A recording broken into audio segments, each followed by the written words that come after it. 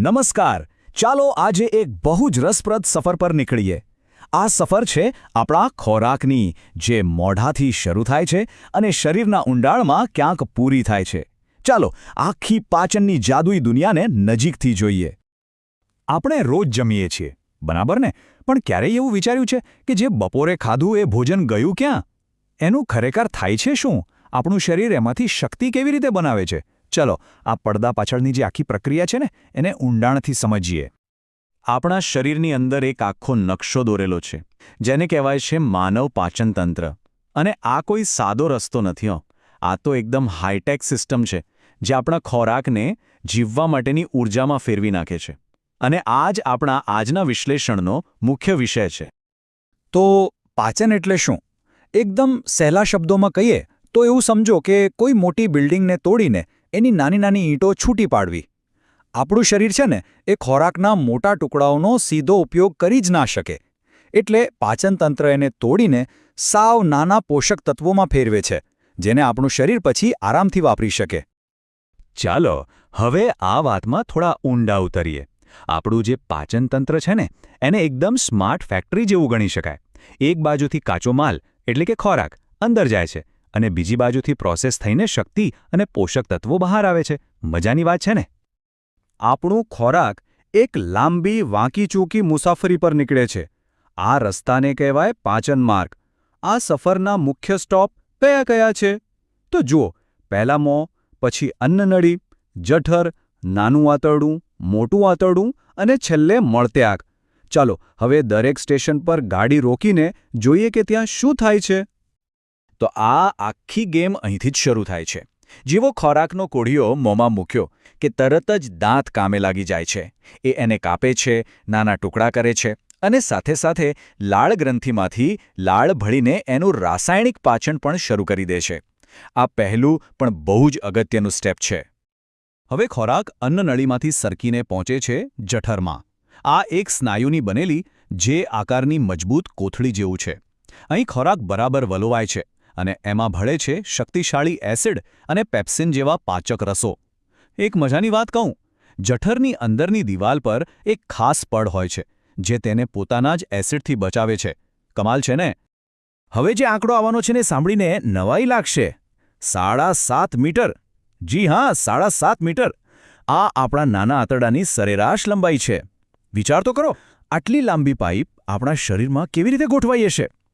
આટલી બધી લંબાઈ એટલા માટે છે કે ખોરાકમાંથી દરેક પોષક તત્વોને શોષવા માટે પૂરતો સમય અને જગ્યા મળી રહે. પાચનનું મોટાભાગનું ખરું કામ તો નાના આંતરડામાં જ થાય છે.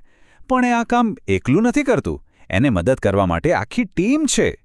યકૃતમાંથી પિત્તરસ આવે છે, જે ચરબીને તોડવામાં મદદ કરે છે, અને સ્વાદુપિંડમાંથી બીજા રસો આવે છે, જે પ્રોટીન અને કાર્બોહાઈડ્રેટ્સને પચાવે છે. આ તો પરફેક્ટ ટીમવર્કનું ઉદાહરણ છે. પણ સવાલ એ છે કે આ બધા પચી ગયેલા પોષક તત્વો લોહીમાં ભળે છે કેવી રીતે? તો આનો જવાબ છે રસાંકુરો. આ છે ને નાની નાની આંગળી જેવી લાખો રચનાઓ છે. એના કારણે શોષણ માટેની જગ્યા અનેક ગણી વધી જાય છે. જાણે કે પોષક તત્વોને પકડવા માટે લાખો નાના નાના હાથ ફેલાયેલા હોય. હવે સફર લગભગ પૂરી થવા આવી છે.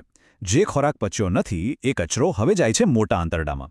એ લગભગ 1.5 મીટર લાંબુ હોય છે. અહીંયા મુખ્યત્વે વધારાનું પાણી અને કેટલાક જરૂરી ક્ષારો શોષાઈ જાય છે. અને છેલ્લે બાકી રહેલો કચરો મળાશયમાં ભેગો થઈને મળત્યાગ દ્વારા શરીરમાંથી બહાર ફેંકાઈ જાય છે. આપણે આખી પાચન યાત્રા તો જોઈ લીધી, પણ ચાલો હવે એક ડગલું પાછળ જઈએ અને શરૂઆતના સૌથી મહત્વના ઓજાર એટલે કે આપણા દાંત પર ફોકસ કરીએ. આખી પાચન પ્રક્રિયાનો પાયો તો એ જ નાખે છે. આપણા જીવનમાં દાંતના 2 સેટ મળે છે. પહેલા આવે દૂધિયા દાંત, જે બાળપણમાં ખરી જાય છે, અને પછી એની જગ્યાએ આવે છે કાયમી દાંત, જે જો સાચવીએ તો આખી જિંદગી આપણો સાથ નિભાવે છે. આપણા દરેક દાંતનું કામ ફિક્સ હોય છે, બિલકુલ કોઈ ટૂલબોક્સના સાધનોની જેમ. આગળના છેદક દાંત કાપવા અને બટકું ભરવા માટે છે. બાજુના રાખશી દાંત કોઈ વસ્તુને ચીરવા, ફાડવા માટે. અને પાછળની અગ્રદાઢ અને દાઢનું કામ છે ખોરાકને બરાબર ચાવીને પીસી નાખવાનું. દરેકનું કામ એકદમ સ્પેશિયલ છે. પણ જો આપણે દાંતની બરાબર સંભાળ ન રાખીએ તો શું થાય? મોંમાં જે ખોરાકના કણો ચોંટી જાય છે ને એના પર બેક્ટેરિયા કામ કરે છે અને એસિડ બનાવે છે. આ એસિડ ધીમે ધીમે દાંતના સૌથી ઉપરના મજબૂત પડ, જેને ઇનેમેલ કહેવાય, એને ઓગાળવા લાગે છે. અને આને જ આપણે દાંતનો સડો કહીએ છીએ. અત્યાર સુધી આપણે માણસના પાચનતંત્રની વાત કરી, પણ શું બધા જ પ્રાણીઓમાં પાચન આવી જ રીતે થતું હશે? ના. ચાલો હવે એક અલગ જ દુનિયામાં જઈએ અને ગાય જેવા ઘાસ ખાનારા પ્રાણીઓનું પાચનતંત્ર જોઈએ. એ સાવ અલગ જ છે. આ જુઓ, આ છે વાગોળનાર પ્રાણીનું પાચનતંત્ર. આપણાથી સાવ અલગ. આ સિસ્ટમ ખાસ ઘાસમાં રહેલા સેલ્યુલોઝ જેવા કઠણ પદાર્થને પચાવવા માટે જ બનેલી છે. એવું કામ જે માણસનું શરીર નથી કરી શકતું. અને આનું રહસ્ય છુપાયેલું છે એમના પેટની ખાસ બનાવટમાં. આવા પ્રાણીઓને વાગોળનાર કેમ કહેવાય છે? કારણ કે તેઓ પહેલાં તો ફટાફટ ઘાસ ગળી જાય છે અને પછી આરામથી બેસીને એ અડધો પચેલો ખોરાક પાછો મોંમાં લાવીને બરાબર ચાવ્યા કરે છે. આ જે પ્રક્રિયા છે ને, એને જ વાગોળવું કહેવાય છે. અને આના કારણે જ તેઓ સેલ્યુલોઝ પચાવી શકે છે. આપણે જટિલ સિસ્ટમ્સ તો જોઈ. હવે ચાલો આખી સફરને એકદમ માઇક્રોસ્કોપિક લેવલ પર લઈ જઈએ અને જોઈએ કે અમીબા જેવો ફક્ત એક જ કોષનો બનેલો જીવ પોતાનું ભોજન કેવી રીતે પચાવે છે. અમીબા પાસે આપણી જેમ કે ગાયની જેમ કોઈ પાચનતંત્ર હોતું નથી. એ તો તળાવના પાણીમાં રહેતો એક નાનકડો સૂક્ષ્મજીવ છે. જ્યારે એને એની આસપાસ ખોરાકનો કોઈ કણ દેખાય ત્યારે એને પકડવા માટે એ એક અનોખી ટ્રીક વાપરે છે. અમીબા પોતાના શરીરનો આકાર ગમે ત્યારે બદલી શકે છે. ખોરાકને પકડવા માટે એ પોતાના શરીરમાંથી ખોટા પગ જેવા ભાગ બહાર કાઢે છે.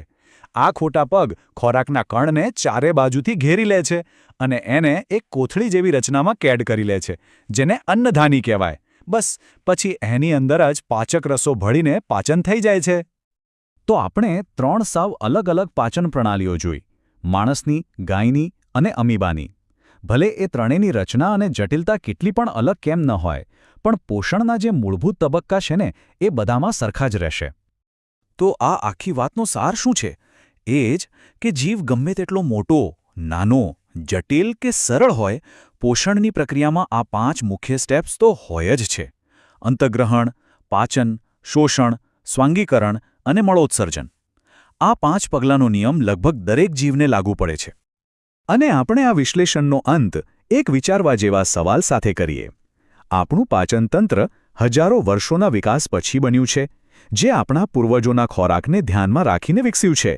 પણ હવે આપણો ખોરાક અને જીવનશૈલી બધું જ બદલાઈ રહ્યું છે. તો વિચારો કે ભવિષ્યમાં આપણા પાચનતંત્રને કેવા પડકારોનો સામનો કરવો પડશે. આ એક વિચારવા જેવો સવાલ છે, ખરું ને?